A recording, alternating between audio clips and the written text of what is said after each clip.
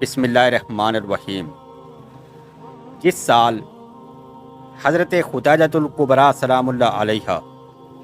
اور حضرت ابو طالب کا وصال ہوا، حضور اکرم صلی اللہ علیہ وآلہ وسلم نے اس سال کو عام الحزن کا نام دے دیا کہ یہ میرے لیے غم کا سال ہے، کیونکہ یہ دو ہستیاں ایسی تھیں جن سے حضور اکرم صلی اللہ علیہ وآلہ وسلم بڑی محبت کیا کرتے تھے۔ حضور اکثر حضرت خدیجۃ الکبریٰ کا ذکر کیا کرتے تھے، تو ایک دن حضرت عائشہ صدیقہ رضی اللہ تعالی عنہا نے رشک کیا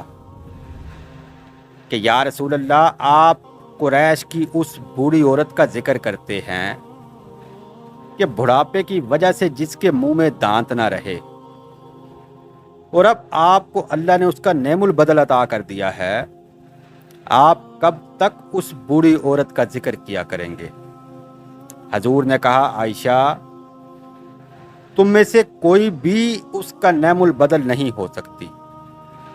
کیونکہ اس نے اس وقت میری تصدیق کی جب لوگ مجھے جھٹلاتے رہے، اس وقت میرا ساتھ دیا جب لوگ میرا مذاق اڑاتے رہے، اور اس وقت میرے زخموں پر مرہم رکھی جب لوگ مجھے پتھر مارتے تھے، مجھے گالیاں دیتے تھے، اور اس وقت اپنا مال میرے قدموں پر نشاور کر دیا جب میں تنگ دست تھا۔ اللہ نے اس کے بطن سے مجھے اولاد عطا فرمائی، میں نے اس کے ساتھ اتنا عرصہ گزارا، اس نے کبھی بھی مجھے تنگ نہیں کیا، کبھی شکوہ نہیں کیا، بلکہ ہمیشہ مجھے سکون پہنچایا۔ اور آپ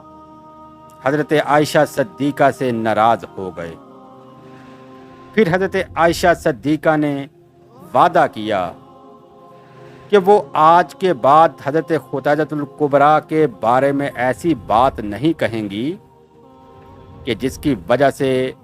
حضور اکرم صلی اللہ علیہ وآلہ وسلم کو کوئی تکلیف پہنچے۔ وما علینا الا البلاغ المبین۔